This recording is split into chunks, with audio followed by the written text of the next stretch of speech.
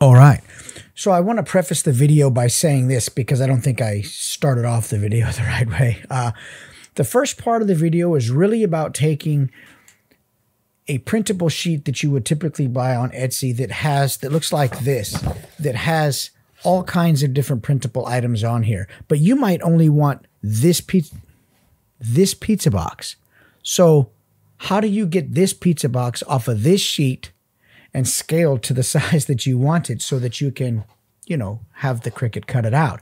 So the first part of this video is about how to do just that. It's about how to take this sheet into Photoshop, extract it from the background, be able to make it its own separate file so that you can rescale it and do exactly what we do in the video, which is, you know, get it over into the Cricut and have the Cricut cut it out at the size that you want. So at any rate, I wanted to make sure that I explained that in the video. It didn't come across in the actual part of the video, so I figured I'd do a little intro.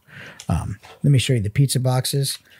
Here's the pizza boxes and how they look. If you can see these little pizza boxes, I mean, they're folded really nice. They're really crisp and clean. Once you take the files that you want and you pull them off of that sheet, that's the hardest. I mean, that's the most lengthy part of doing it. Once you do that to whatever files you want, they're set up for life. I mean, you can reaccess them, recut them, reprint them whenever you want. It's initially, sometimes when you buy them on Etsy, they come, you know, already as individual files, but more often than not, they don't. When you see 250 food printables for $1.97, believe me, they're going to come like this. That doesn't really do me any good. So hopefully the first part of this video will help you be able to take them from this into something you can actually work with. Watch the video. If you have any questions, give me a shout. Thanks again to all the people who support me on Patreon. And if you don't, then do. Take care.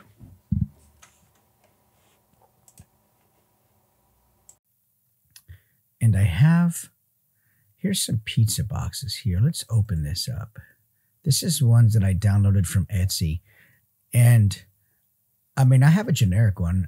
I could totally change this in Photoshop into, let me back up. The goal, I want to create, recreate a photo of Spider-Man swinging through the city with these pizza boxes. I recently rewatched all the Spider-Man movies, and so I got this in my head. I want to do this. And I think the easiest one, well, I want to do something with some color, man. Let's do this one here. So what I want to do is, and I wish the download that I did from Etsy would be one that had these individually selected, but it doesn't. So let's push Control J, put this on a new layer. I want to push Control N. I want to create a new document at, let's do it at 300, and then I'm going to take this layer over here, push V, then Shift, drag it to my new document, and it should put it right here in the center. Okay, so what I want to do with this rascal, I need to first see how big this pizza box should be. Before I do that, let's do this. Let's change this to black, the background. Then what I want to do is from here, I can go over to select. It's going to be the easiest way, I think, for me. We'll do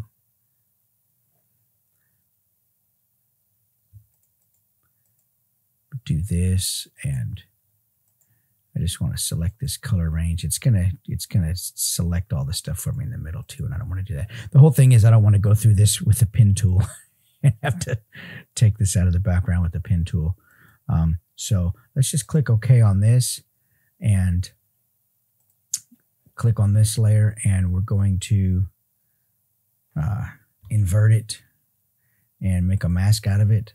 Okay. So yeah, it took away all the whites in the middle, but that's okay because it's a mask. So it's not a big deal. I'm going to go ahead and I think I should let's do this. Let's brush and brush this stuff back here. Oh, it deselected. So let's do this. Okay. We'll just select it so I can't paint outside of the bounds, and then just go ahead and brush all this back in here. I'm using my mouse. I have a Wacom tablet, but I'm too lazy to pick up the pen. Isn't that ridiculous? God, what's the matter with me? Why is it doing it that way? You know what? Give me the pen. Give me the pen. Let's use the pen. This should, really honestly, I'm not sure why it's taking this long. It's a bit ridiculous, but my brush is at 100. My opacity is at 100. My flow is at 100. What the hell? What in the world is going on? It's all right.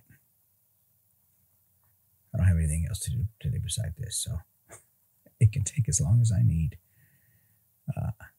Not sure why it's taking this long, but whatever. And I have the pressure,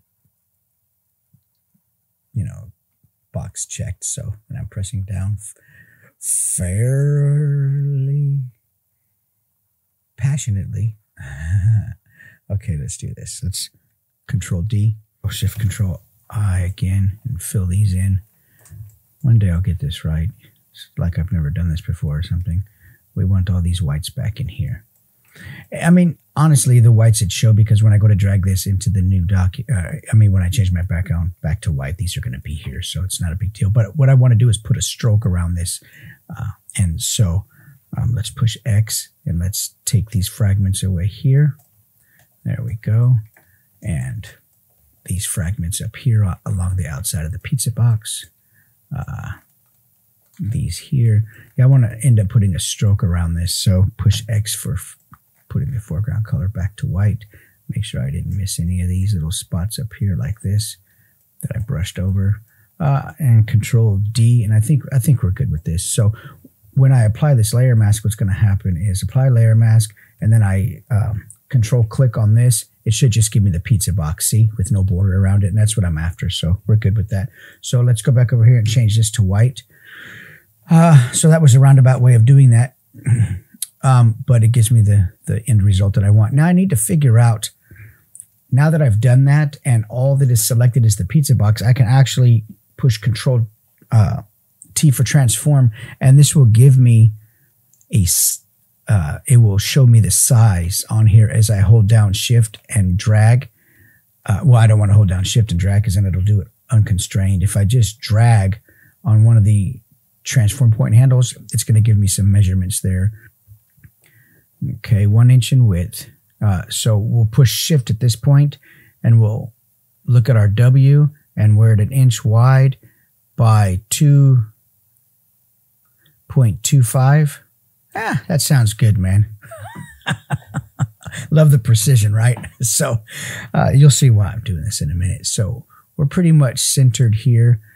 So we're going to go through here. Now, when I take this into Cricut, even though there's a pretty hard outline around this, Cricut is going to remove this from the background, and it's going to brush up against, it's going to detect all the white all the way up to the edge of this brown box. But sometimes, I mean, it does a really good job, but sometimes it doesn't do as good a job as I'd like. So what I want to do is I push Control and I clicked on the layer.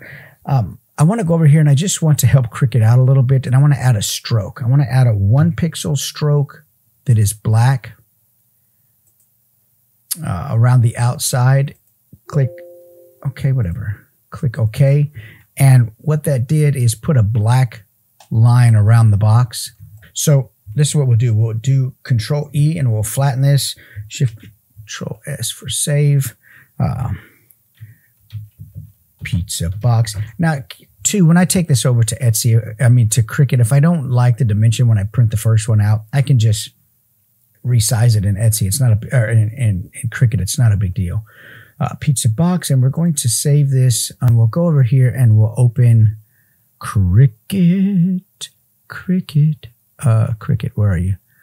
Cricut. There's a shortcut down here for it. That's why I put it there. Look at that. God. I don't know how I get through a day. So I want to show you how easy this Cricut software is, man. It's so easy. If you don't have a Cricut Maker and you do toy photography, you really should get a Cricut Maker. This is the only thing I use the Cricut for, is making stuff like this for signs and labels and decals for my toy photography. We don't care about any of that. So I want to do a new project. I'm going to get over here. Okay, new project. We're going to upload. We're going to upload image, drag or drop. We're going to go, we don't want magnets. I did magnets. We're going to go back over here to this one, all the way down to STL files, and we're going to go down here to printables, Elemental P. Remember in grade school when you thought, why do I need to learn to alphabetize stuff? Gosh, this is so boring. Well, this is why. I hated learning to alphabetize. I thought it was the most worthless thing ever. Yet here I am. And I still can't alphabetize. Where is the P's? Here's the P's. Potbelly stove, printables. There we go. Pizza box. Okay, we're going to upload this. So this is what we want. We're going to push continue. Now if I want, I can zoom in on this. It's not a big deal. So we're going to remove the background. We're just going to click, boom. It's going to think for a second. And it's going to remove that background. Now watch this. Apply and continue. Flat graphic is what we want. Continue. Okay, and we're going to save this pizza box under food. More alphabetizing food printables. There we go. And I've got pizza box. Okay. We could just type some notes. Individual. Can't type individual 112 pizza box. Okay. Save that. It's going to put it on the canvas, and it's going to put it maybe at a different size than I wanted. Of course it did, because that's what it does. So once again, we can scale this, turn our constraints off over here, and we can go 2 1/4 inches, 2 1/4 inches, 2.25. You could type this in too, but that'd be too easy. By 1 inch. Actually, we have folds on the side. Let's do 1.25 because we have folds. I didn't account for that in Photoshop. It didn't matter in Photoshop because once you get it over here, you can resize everything. So that looks good to me. So I don't want to print out a gob of these because I want to make sure it's the right size first. So what I would do is but just in case it's the right size, I don't want to have to do it again. So let's print out 10 of them. Control C. That's my paranoia. Okay, then we'll print out a whole dang sheet of it. Why not? Who cares? Control V. Okay. Control V. Oh, let's do this first. Let's take all these because even though it'll do it when I go to print this, I want to align these because it doesn't look right to me on the screen. We're going to align them by the top, and we're going to align, we're going to distribute horizontally. There we go. And we're going to, now we can go to town. And we can create all the gosh dang pizza boxes we want. Okay, so we're going to, they're a little bit crooked and I don't like it.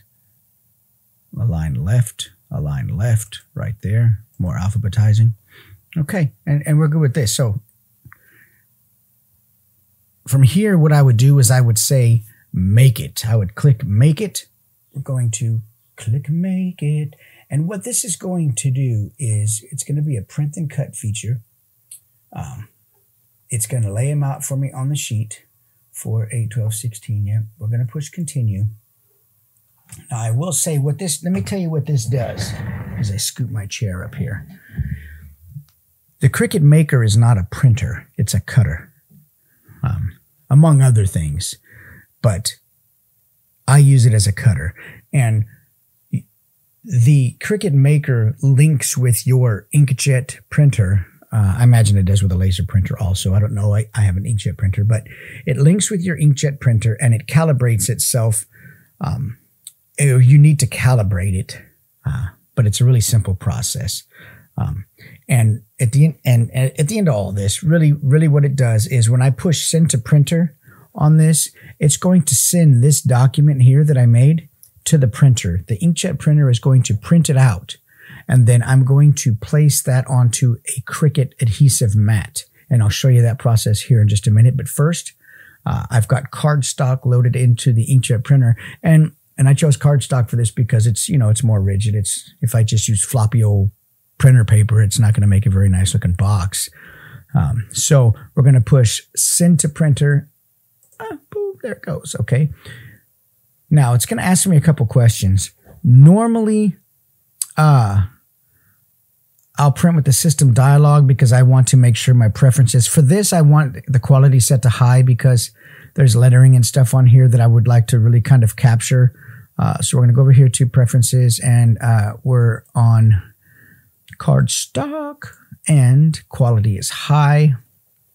I'm going to click OK. I'm going to push print. It's going to bring me back over here, and we're going to select cardstock, and it's going to print out. And I'll show you here in just a minute on another camera how this is going to work. So as the print comes out of the inkjet printer onto the cardstock, it looks like this. The Cricut software has put some calibration lines around it, and it's put a bleed around each box so that when the machine goes to cut it, it doesn't leave a white edge. And these are a couple tools that I use for doing this. Sort of a reverse tweezer, a weeding tool, and a little, looks like a shoehorn, but it's a little spatula thingy. I don't know what you call it. So here's an adhesive mat. We're going to take this off, and these are reusable. So, and we're going to line this up on each line here, just like so. And I'm going to put this back on top, and I'm going to just kind of squeegee it. I think this is called a burnishing tool. It's a little squeegee, man. So we're going to squeegee this. We want to make sure that it's pressed against the mat nicely, because as this slides and rolls through the Cricut, we don't want it to come up or curl or anything like that and then jam up the machine. So this is an adhesive mat, and we're good on there. And so now this is ready to be fed into the Cricut. It sounds like the Cricut's going to eat it, all right? Fed into the Cricut. Okay, anyway, that's enough nonsense. So here is the Cricut. What is this? What is this in all its glory? We take our deal here. It's waiting for it's telling me, hey, where's the thing? Where's it at? Get it in there. Now it's telling me, okay, it's in there. Push the button already. We're good to go. So then we push the little flashing Cricut button. That's so cute. Now this is what it's going to do. This is the magic, man. It's going to bring this thing in there. It's going to read all the calibration marks and everything. And it's going to cut each one of these boxes out all around the little folds and everything perfectly for me. I'm not going to have to do any of that with a razor and then come out with some funky looking boxes that are cut all wonky.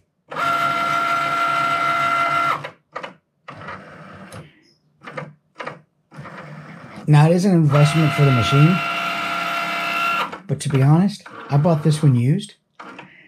It's not the newest Cricut Maker on the market. It's the previous one, but if I'm only using it for this, I don't care if it's the newest one. I don't need to buy what I don't need to buy.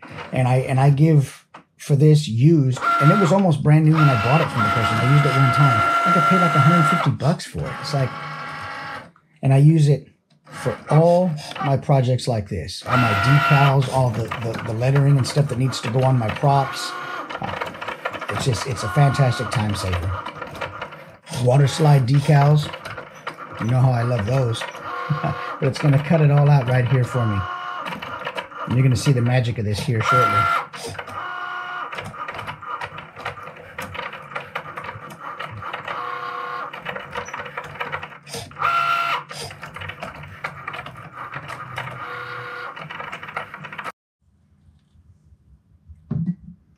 So here it is out of the printer, okay? And you might say, yay, wonderful, so what's the big deal? Here's the magic. Take my little shoehorn, and what is that? That's trash. That's trash. We don't need that. Now watch this.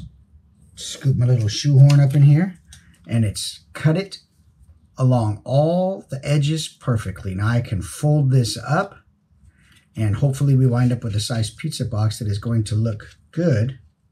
I think that'll be big enough at the end of the day. Yeah, that'll be big enough. I don't want to fold it right now. But yeah, that's awesome. That's the power of the cricket. A small insect that might annoy you at night. No, that's a different cricket. Never mind. Anyway, I made bigger boxes. The other ones I think were just a bit too small. By the time I folded them, they look more like a pizza, personal pizza size box. So I went ahead and made some that were a little over twice as big. Not only is it easier to fold them, but let me show you the original boxes were just, they're nice, but they're just too small. And the ones Spider-Man had were much bigger. So I think this is going to be a better time. Now, if they just made a way to fold this stuff, you'd be set, man. No, you wouldn't, because we'd still have something to complain about. But folding these is what's the headache. Cutting them is part of the headache, but folding them is an absolute not fun thing to do. So anyway, yeah, made them bigger. If this is something you dig, man, buy a Cricut. If you got any questions about it, ask me. But make sure it's a Cricut Maker, because that's the one that has the print to cut feature, which is what you need to do this.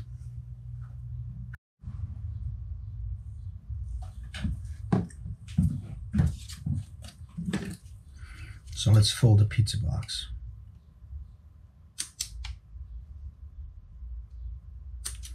Something that wasn't clear in the template when I did it was these little folds right here, which aren't a big deal. You can just snip these rascals. These are cuts that they're not full cuts, and so you would have to, on this particular item anyway, you would still have to make a partial snip with your scissors, but it's not a big deal. So we'll fold this back in here. And like I said, if they could just make a way to cut these or to fold these for us, that would be fantastic. We'll fold this up here. Then we'll fold this one again. Right here. This is a much better size pizza box. Much better size pizza box, okay? We'll fold this. I like folding these against a ruler, but it's not always easy to do against a ruler. So we'll just fold it in. Okay.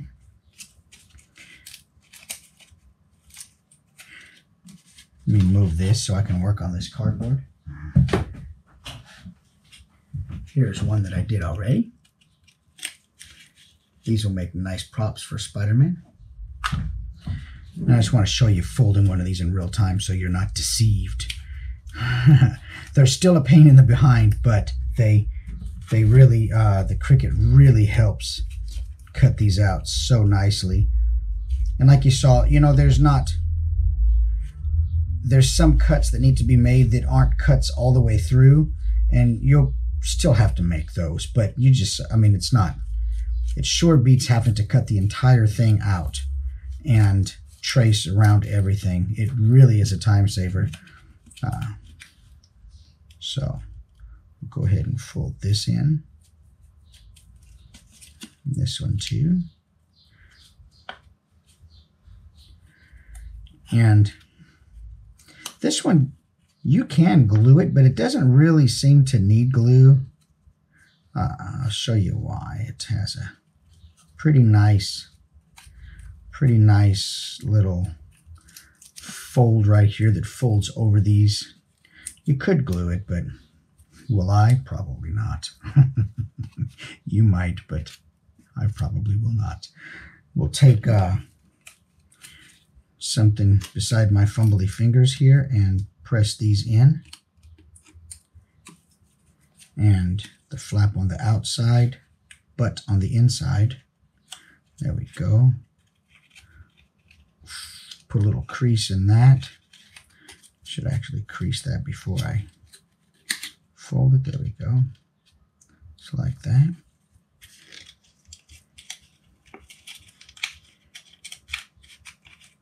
There we go.